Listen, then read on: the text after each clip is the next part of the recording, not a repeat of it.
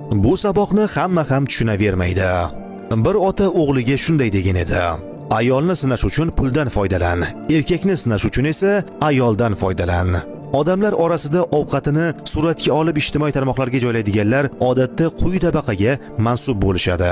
Ular hayotning chuqur qatlamlariga hali yetib bormagan tajribasiz insonlardir. Sayohat haqidagi suratlarni joylaydiganlar esa ko'pincha o'rta tabaqadagi odamlardir. Ular endigina yeyish, ichish va kiyinish muammolarini hal qilgan bo'lishadi. Haqiqiy boylar esa farzandlariga inson tabiatini chuqur tushunishni o'rgatadi. Kambag'allar esa bolalarini faqat texnik bilimlar bilan to'ldirishga urinishadi. O'g'il bu so'zlarni diqqat bilan tingladi.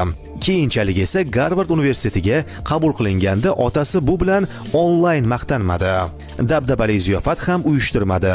Faqat bobosini chaqirib sokin kechki ovqatni birgalikda qilishdi. Bu saboqni hamma ham tushunavermaydi. Bir ota o'g'liga shunday degan edi: ayolni sinash uchun puldan foydalan, erkakni sinash uchun esa ayoldan foydalan.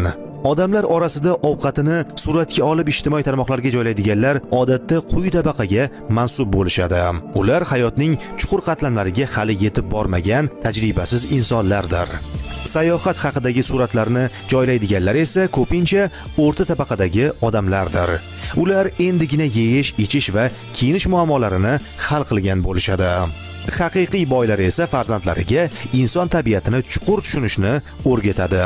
Kambag'allar esa bolalarini faqat texnik bilimlar bilan to'ldirishga urinishadi. O'g'il bu so'zlarni diqqat bilan tingladi. Keyinchalik esa Garvard universitetiga qabul qilinganda otasi bu bilan onlayn maqtanmadi.